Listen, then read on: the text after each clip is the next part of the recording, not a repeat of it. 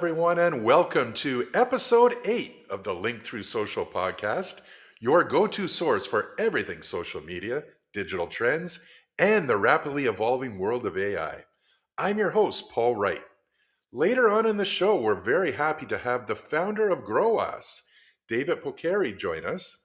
His company manages over $35 million per month in Google ad spend with fully autonomous AI agents. Be very interesting to talk to him, but let's first get to some of the week's other topics. OpenAI may launch a phone in 2028 that can replace apps with AI agents.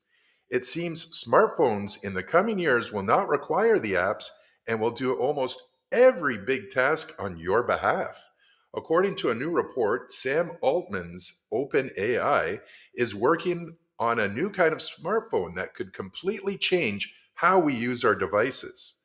Former Apple design chief Jony Ive is also working closely with the company behind the popular AI chatbot ChatGPT to create new AI first devices.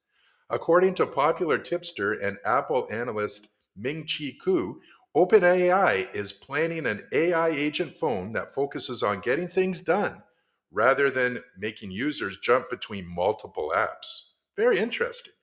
This means instead of opening different apps for every task, the phone itself will understand what you need and complete it for you. OpenAI is working with MediaTek and Qualcomm to develop smartphone processors with Luxshare as the exclusive system to co-design and manufacture this as their partner. Mass production is expected in 2028, Kuo wrote on Elon Musk's own social media platform X. Next, V26.12 of SmartPost is rolling out a new version on its iOS and Android, including the TikTok audio setting. Auto audio setting. That's a tricky one. You will see this post up on the final post settings screen when scheduling a post, letting TikTok automatically add music to your post. You can find all of this on the SmartPost app website, smartpostapp.com. Next, what's new in Threads? API? Well, cross-share to Instagram stories seamlessly via a linked Instagram account for additional distribution. Text attachments. Now it will allow your post to be up to 10,000 characters and include formatting, bold, italic, underline, strike through, highlighter. Very cool. Ghost posts. Create for unfiltered thoughts that auto archive after 24 hours. Spoilers for text, image, and video. Add tags to posts containing text, images, or videos, including carousels, and users tap to reveal the hidden content. And GIF support. Add to your posts using Giphy. So Threads is once again really coming through with some new features. We talked about this last week. You should go on Threads. Maybe you were one of those people when it first launched that were all excited and signed up your account through Instagram, and now you haven't even looked at it. Give it a try again. So we'll be back right after this brief message from our sponsor. Tired of stressing over what to post on social media? Meet SmartPost app, your all-in-one solution to create, schedule, and grow your content effortlessly. In just a few taps, you can generate engaging posts, stay consistent, and keep your audience coming back for more. No more guessing, no more burnout, just smarter content faster. Whether you're a business owner, creator, or entrepreneur, SmartPost app helps you show up like a pro. Start posting smarter today at smartpostapp.com. SmartPost app, because your content should work for you. Welcome back to the Link Through Social podcast. And as I promised at the top of the show, we have an incredible guest here for us today from a former private equity investor at HIG Capital who managed over $75 billion in assets. to seven-figure e-commerce entrepreneur, David Pourquery is the founder of GROAS AI. Welcome to the show. Thank you. It's great to be here. David, tell me, you were in private equity. You had some e-commerce sites, and what made you pivot to what is now known as GROAS AI? Yeah, look, it's a good question, right? Where do I start? How far back do I go? So I was working in private equity, obviously, before I actually venture capital. Hating life, okay, between us, right? Not enjoying what I was doing day to day at all, just long hours. And I knew I had to do something entrepreneurial, like had that itch within me, and I'd done some stuff before. So basically, started thinking, okay, what can I do online that I can start making money with whilst having a very demanding full-time job in private equity, Right, right. right? And I looked at all the business models, and basically e-commerce was like one where like, okay, I can dedicate weekends to it and late nights, and then during Hmm. the day, sales can come in, and I don't have to do like customer support, that sort of thing. And that was great, right? So like I ran up a lot of drop shipping stores to like pretty big numbers.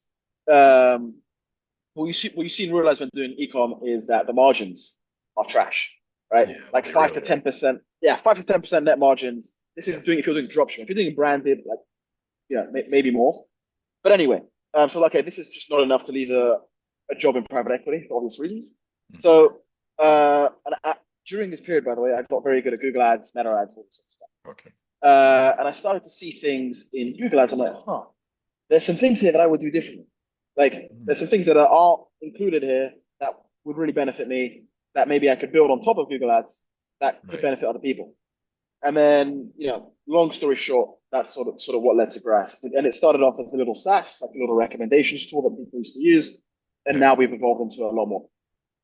And yes, I had a look at your site, and it's just incredible what you've basically put together here. So it's an AI powered tool, fully autonomous AI agents that replace the need for human marketers entirely. Correct. And it was extremely hard to get to this point, by the way, right? Full autonomy means no human oversight needed to outperform what a trained professional PPC manager can do when managing a campaign. Hmm. That's a really hard task to do. That's like really complicated. And so for context, again, when we started Grass, we released this super low ticket offer. It was like $99 or even $49 at the start, roughly 2K a month of ad spend. But what that did is it gave us lots and lots of users across lots Hmm. of different niches, locations, etc., etc.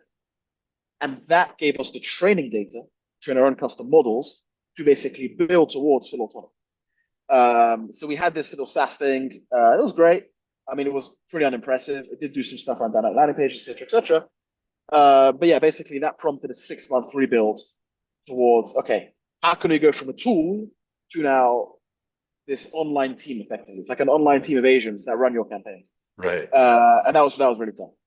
That's absolutely amazing. Now, the marketing agencies out there, they they are spending a lot of money on ad space and what have you. What are some of what are some of the flaws that marketing agencies are doing in today's world with this evolving world of AI? I mean, yeah, we can really speak to that better than anyone. Why? Because we have two types of customers, right? One, Hmm. it's people who have fired their marketing agency and then bring everything to grass. Great. So we look at the meth that's been done. And then two, we also have marketing agencies ourselves as customers who just use grass to like do nothing all day, right? Right. And charge their client for the difference. So literally, that's one of them. Um, yeah, I mean, look, I think the big theme is that typically what tends to happen is, well, first you have to remember that anyone in the world can spin up a marketing agency. You can Yeah. register a domain, put up some little case studies, make them up. That's what most people do, Yes. and then after start charging people on the internet money for your sites. Hmm. What often happens is they'll sign a big retainer with the client, they'll lock them in for like 3 6 months, and then they'll outsource all of that work to somewhere else. I don't know, Right. whatever it is, right? Hmm. Philippines, India, Pakistan. There's a lot of people out there who do that. Yes. And then presenting a friendly face on the interview call. So it's purely a labor arbitrage. And it also creates a lot of misaligned incentives. It's also the way they structure things is sometimes like a percentage of ad spend. They'll try to get you to spend more, not necessarily to get better results. Right. It's a whole mess. So I think what we're going to see now in the next few years is the industry shaken up quite a bit. Yes, I agree. I'm always looking for new guests to come on the show, and you're right. There's a lot of noise out there. They're actually nothing, and they're not legitimate. They're not uh, Correct.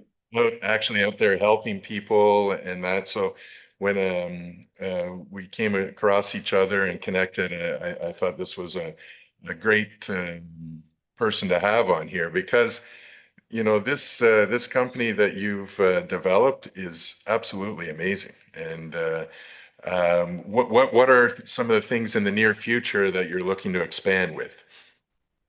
Question. We've debated this heavily, right? So right now we only do Google Ads, and believe me, that was hard enough to do in and of itself.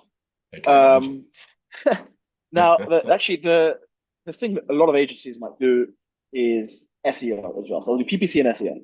Right. And so we actually did start to look at building something that we've done, like something similar for SEO. We were like, I was talking to the engineers. We spent a good few weeks thinking about this, how we could even build it, Hmm. and we actually stopped it. We actually have not proceeded with that. Oh, Why is that? And the reason is because I don't know what edge we have in that market, in that space. There are right. countless startups building SEO, whatever, countless, super well funded. I don't have in Google Ads, we have an edge. We were like the first to do this. Like Sure. that's going to compound. That compounds month on month. In SEO, I don't know what edge we have. I don't think we do, right? Right. Um, so the short answer is we are going to do other things. I can't reveal too much, but I can say it will probably stay in the paid ad space rather than doing the organic, which is a whole other beast. It's a beast. Right. It's a whole other thing. I don't think we have an edge in that. We will stay probably within paid ads. Well, that's exciting to see what lays ahead. And just lastly, we have a lot of small business owners that are Yeah, listeners to the podcast. And by the way, thank you for all the downloads we've had in the last few weeks. We keep growing every week, and we appreciate the community that we're building here. What advice would you have for the small business owners that are wanting to do Google Ads? They don't have a large budget. Um, you know, a couple quick tips of what they should be looking for and how they should be implementing their projects. yeah. I mean, look, Google Ads is something I think you need some budget for, right? So I would say minimum you need, I think, $2,000, maybe less. It depends on the industry and your niche, but you do need some budget set aside to test. And the Right. second thing is, if you're brand new to Google Ads, you've never run them before, there's going to be a learning curve for Google, for you, for everybody involved. Of course. So I think you need to give it a fair shake, right? I think 2 to 3 months if you're brand new to Google Ads is enough to know, okay, can my business scale with this, right? And the next question comes, okay, should I do this myself or should I outsource? Um, by all means, try doing it yourself. Google is tricky. But if you have people that you can And rely always on, changing. it's always changing. It's really tough. Yeah. Um, and if you are going to bring on somebody, whether that's in-house, an agency, a freelancer, whatever it is, all I ask, I really recommend this is ask to see case studies. They should have as many as possible, right? Yeah. 5 or 10 at least, and then see if from those case studies they can give you direct intros to those people they're saying they did the work for. You'd be astounded by the number of fake case studies that we see. Absolutely Yeah. astounded. People just slap on a logo. We did X, Y, Z. That Yeah. company has never heard of them. Happens all of Right. the time. Unbelievable. So yeah, I would say if you have try get in touch with the case studies that they claim they've done. Okay. Well, thank you very much, David.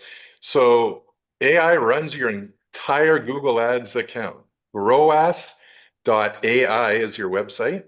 And I encourage everyone to check that out.